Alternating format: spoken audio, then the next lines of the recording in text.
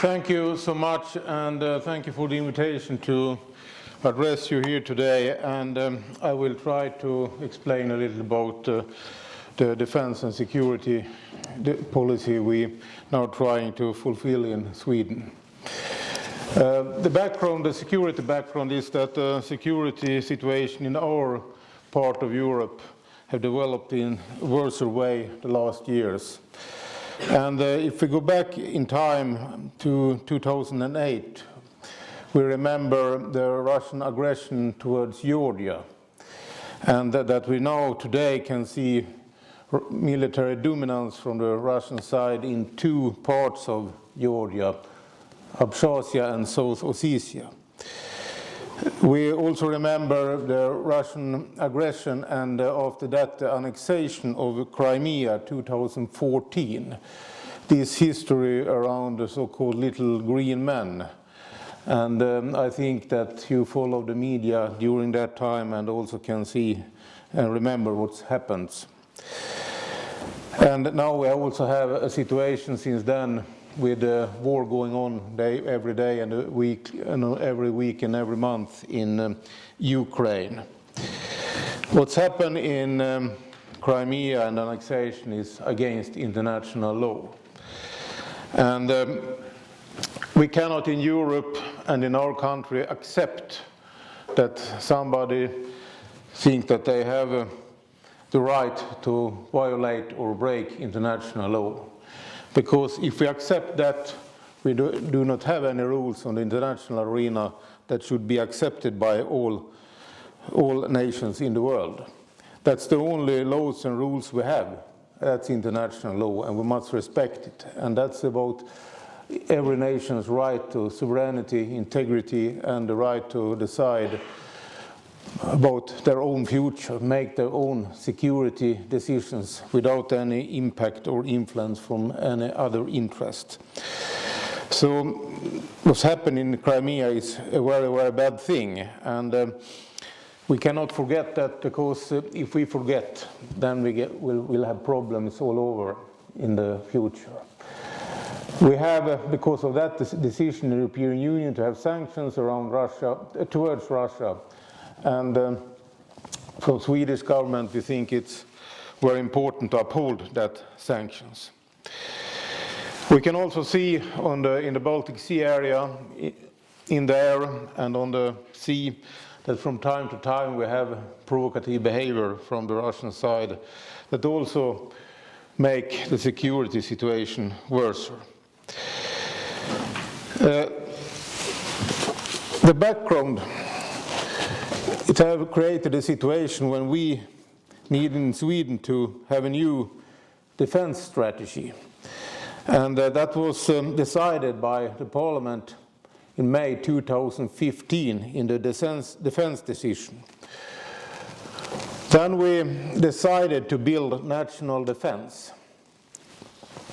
to build step by step the Swedish defense operational capabilities, to make them stronger and invest money in that. Since the defense decision in May 2015, we have a process that will go until 2020, when we will invest 33 billion Swedish crowns in defense. And that goes to different sort of investments. It's about the basic platform in the defense forces, ammunition, uniforms, vehicles, different sort of weapon systems, but also things like submarine defense capabilities. It's about mortars, it's about missile systems, it's about procurement of two new submarines, it's about new air defense systems, and it's about a new regiment on the island of Gotland. We inaugurated a regiment on Gotland, the first one we have inaugurated since 1914s. So it's a long time ago we have done that such sort of things, but it was necessary because we need some sort of permanent military representation on the island of Gotland, because what's happened on Gotland have a direct impact on the situation in the Baltic republics, in Finland, and on the Swedish mainland. So Gotland is a very strategical island. And we also have a special pilot project there to building total defense systems. We will make Gotland into a platform that should be an example for the rest of Sweden how to build a total defense. And with that I mean the combination and the cooperation between the civilian side and the military side. Because in a real crisis situation, we need a support from the civilian side to the military side. And that can be about, for example, healthcare and different other things. So we work a lot to build military capabilities today. And one of the main decisions we have made, and it was to reactivate the Conscription Service in Sweden. The reason behind that was that with a professional organization we couldn't get full units delivered to the armed forces. We couldn't have full forces delivered and exercise in crisis situations. And if we are going to build military capability, national defense, we also need a capability to have a broader organization with soldiers, for example in the army, than we have today. So the strategy is new, and to build national defense we need conscription service. And now we have the same system as they have in Norway, with one part with professional soldiers and another part with conscript service. Today we have around 4,000 each year in the conscription service, but next year we'll have 5,000 in conscription service. And the Defense Commission, they have suggested that we should go up to 8,000. The things that will happen with the defense forces in the future, it will be decided next year, because this defense decision is valid until 2020. And what's happened after that will be decided next year. Now we have had a defense commission with all political parties represented in the parliament. They have worked for, I think, 3 years and presented a report last year about what they think is the future for the defense. And their goal and ambition is that we should continue with upgrading the defense capabilities. And that is also the plan from the government. We have now a four-party agreement between the Centre Party, Liberals, Social Democrats and Greens to invest 20 billion crowns in defense the coming years, from 2022 until 2025. And that will guarantee that we can upgrade the military capability in the Navy, in the Army and in the Air Force. So we have a platform for a continuation in the work we have done now since 2015. I think it's a very important security signal that we are working so hard with upgrading our national capabilities. It's a signal of stabilisation, it's a signal that we take the security situation in our part of Europe seriously, and it's also a signal about that we are ready to handle the situation. But at the same time that we invest in national capabilities, we also cooperate in a deeper way with other countries. We have done a lot with that. Finland is our closest partner. Finland is also a non-aligned country. And Finland has the longest border in Europe towards Russia, and also have a lot of experience how that can be.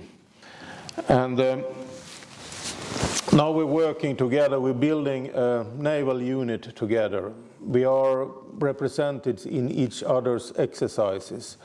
For example, we have 1,600 Finnish soldiers represented in the Swedish exercise Northern Wind 19. And that was a very big contribution.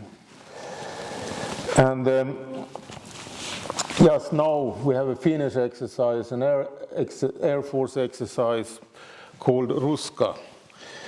That's the Finnish word for autumn.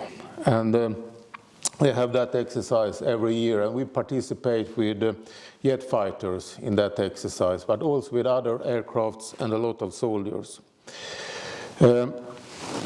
That's example how we work together. I have visited Rovajärvi, very close to Rovaniemi. I think it was 2 years ago on a Finnish artillery exercise, and met Swedish units there from Boden in the northern part of Sweden. And it's very interesting to talk to the soldiers when they are in these big exercises with other countries, because the message to me is that then we can do things that we are not allowed to do if we are alone, only Swedish soldiers. We have been in cold response in Norway, Trident Juncture in Norway, and in these big exercises with participation from many countries from NATO, and we have worked a lot together with the Finnish soldiers and cooperated with them in that sort of exercises. We also have big Air Force exercises. One example is Arctic Challenge exercise, the biggest Air Force exercise in Europe last year. That one we had up in the northern part of Sweden. It was called Arctic Challenge exercise with 142 aircraft from, I think it was 10 countries. Very complex exercise, but very positive results of it.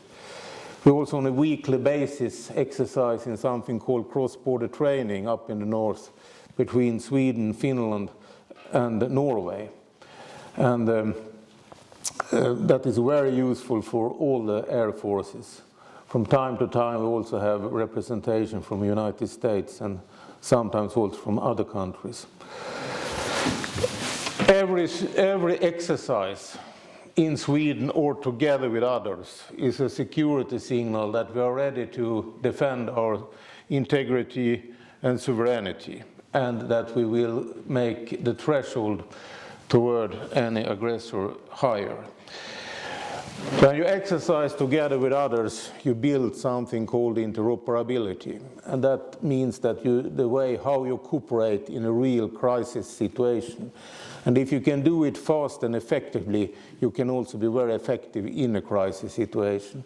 And that builds the real threshold. So it's very important to do things together with others and then send the signal that we are ready to defend ourselves together with other countries, and we have that capability. And we have done a lot to build that sort of capability the last years.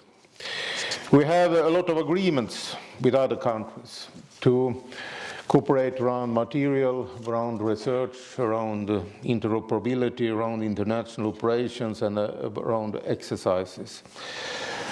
We have one very heavy agreement with Great Britain, 54 topics, and we have also an agreement with the United States, and we also exercise more and more with the United States. We have a trilateral agreement, Sweden, Finland, United States. What I can see as a result of all these agreements, that is, we have more of stability now than we have before in our part of the world. And that it's a very important part of the security puzzle in our part of Europe. Baltics, they have one puzzle, we have another puzzle, we have Poland, we have Germany, we have the Nordic countries, we have different sort of groups that are cooperating with each other, and that creates a security network around Sweden. I think this is the smartest way to work just now in the environment we have to challenge. And we have, some weeks ago, we also have been member of something called European Intervention Initiative. It's a security network with that France have the leadership in, and that is about how to analyze and prepare for risks that we need to handle in Europe. France, they have a background with terrorist attacks in Paris. We also have experience of a terrorist attack in Stockholm. We have different sort of experiences that we need to handle and prepare for different sort of scenarios. So I think that all these groups and all this network we are now working with is a very effective model to prepare for real situations. And the fact that we are doing it, it's also a way to create hinders for maybe groups or countries or whatever it can be that plan to do something negative to us. Security has so many dimensions today, and I think it's important to work on many levels. Another thing we see in our environment and towards the Western countries and Europe is the ongoing destabilization operations with rumors, with activities to split our societies, with activities that can make people feel that the democracy is not working. And I think that this is a way for authoritarian states to make an impact on our societies. We have seen that the Russians have tried to have an impact on the presidential election in the United States. We have also seen that they have tried to support political parties, very right-wing extremist, right-wing political parties in different countries in Europe, and in that way also make an impact on the political results. Before the last election in Sweden, the Prime Minister was very clear in a statement that we now have organized a group that will follow what will happen in the Swedish parliamentary election. And that was one of our authorities that were responsible for that. And his message was that if we can see that anyone tried to make an impact or make an influence on the Swedish election campaign in a negative way, and in that way also try to undermine our democracy, we will make that public and be very clear about what is this and who is it behind it. And I think that was a very important message, because when we sum it up afterwards, we couldn't see that sort of organized activity. We could see that the troll fabrics, they have worked on social media as usual, but we couldn't see that we have any organized real operation towards Sweden. And I think it was very healthy that the Prime Minister was so clear around that. I think we must be very open-minded around the fact that we see a lot of activities that make problem worse in our societies, make it on social media, in different sort of media channels that try to make problems that we have in the Western world worse than it is. And it's a way to try to split our societies. I think it's a pity that we have the situation we now have in Great Britain with Brexit, because it's very important to keep up with unity in the European Union and work together. I think that even if Great Britain will leave the European Union, and I'm sorry about that, but we haven't seen the end of the process yet. So I think they will be committed to work together with the other countries and us around security in Europe. That is a very clear signal from their side. But every split in Europe between countries or inside countries can be used also by others, and that's happening all the time, and that's very bad. So we must keep up together to work to uphold democracy, our model of society, and be careful around these questions and not take anything for granted. I think that from time to time we feel too much, we are too sure about that things will work in the future, but it's not so easy, I think. We should not take anything for granted, and we must fight against different sort of extremist tendencies in our society, but also on a European level. And it's very important to keep up with unity around the values in Europe, but also keep up together when we see that international law is not respected. So what we are doing now with the defense, the investments and the plans for the future is to try to create a situation when we support our democracy and our values in Sweden and also in the other countries in our part of Europe, and also with our partners we have in the rest of Europe, but also in other countries. So I think stability is very important. I think to build a high threshold to any aggressor is very important, and I think that we must fight for every nation's right to integrity and sovereignty. Thank you so much.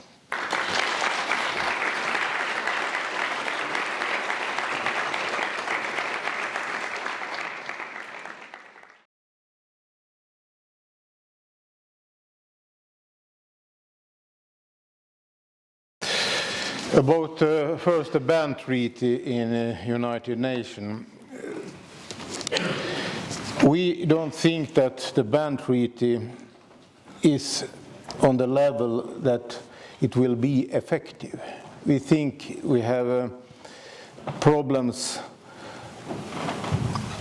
around a verification mechanism in that treaty. We don't see it as there is a real chance to follow up a decision like that, that it will be fulfilled.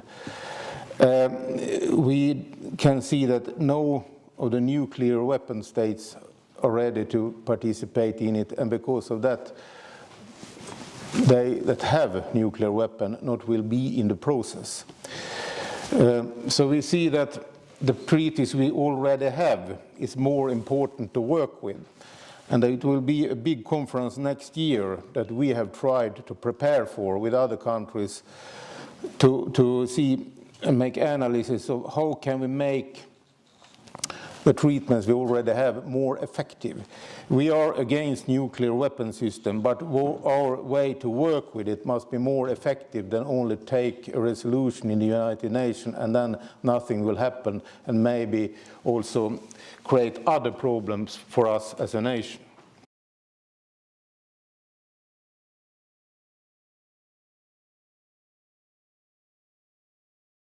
Climate change is an overall problem, and we see what's happening around these ices that melting, and that is a challenge we have as societies in the whole world to work with. But the problem is that not everyone is not accepting this.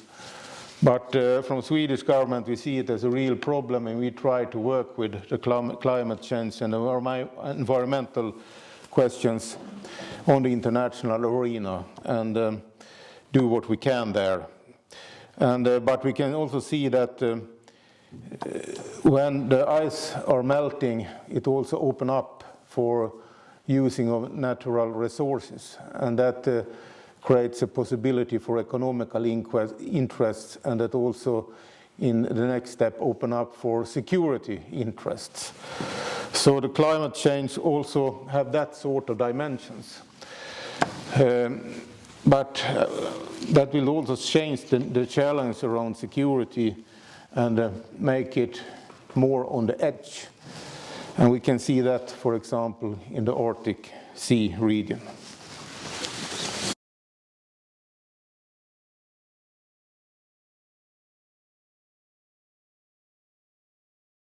I haven't said that Russia is a threat to Sweden. I said that Russia have done what they have done. And that's very important, because we have no threat in a real meaning, but we have seen what's happened in Georgia, we have seen the annexation of Crimea, we have this war, and we have seen the behavior in the Baltic Sea area. From the Swedish security police, we have in their yearly report, they have said that Russia, Iran and China is the countries that are the challenges on the espionage level. I only say what is in the report. Then we have terrorism, we have activities in the cyberspace, so we have all this hybrid warfare, we have this psychological warfare, we have these troll fabrics on social media, so we have many dimensions in that we can discuss as problems that we have to handle.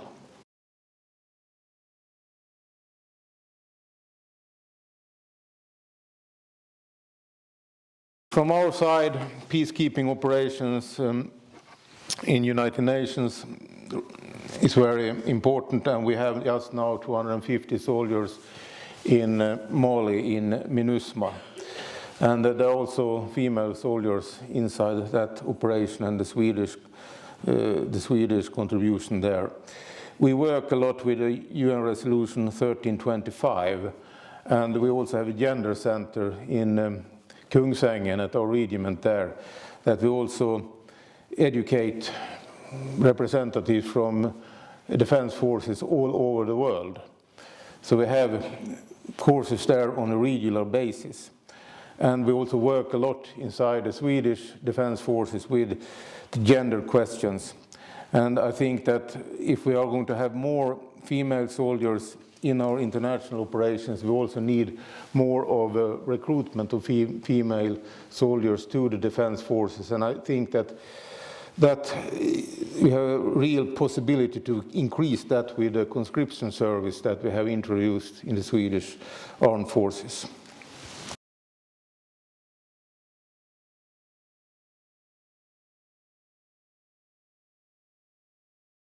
We now have 4,000 conscripts. Next year we'll have 5,000. The Defense Commission has suggested 8,000. And I hope that we could come up to 8,000. And I cannot see that we in any near future will have a situation when we have everybody in conscription service. I think that we have to work now for 8,000.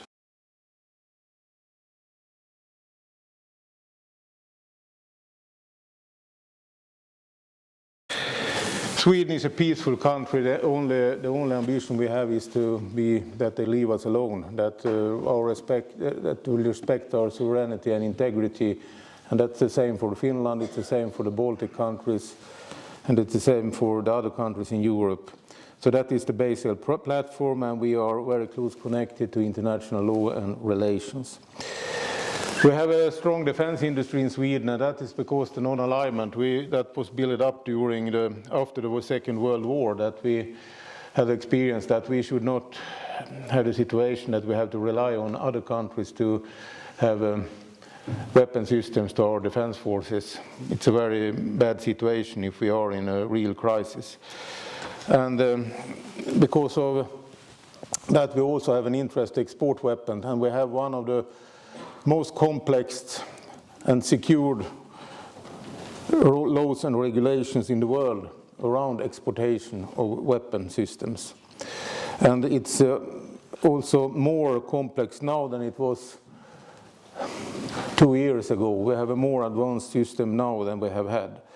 So we try to work with this all the time, but we need also to finance our system we have chosen, so we need exportation of weapons, and I think it's very important to say that we export weapons. We have JAS Gripen in Czech Republic, we have it in Brazil, we have South Africa, we have it in Thailand, we have in Hungary, we have exported to different sort of countries. We have other weapon systems that we have exported to other countries. So this is one part of our exportation strategy.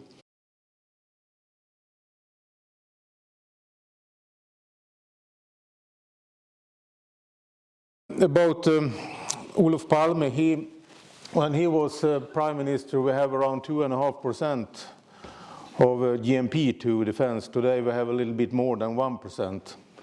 It was a strong defense that during that years could make some sort of respect and credibility for the Swedish ambition to defend the country. And we must have a background that Sweden at that time has a very huge defense capability. And at one situation we had, I think, the 4th biggest air force in the world.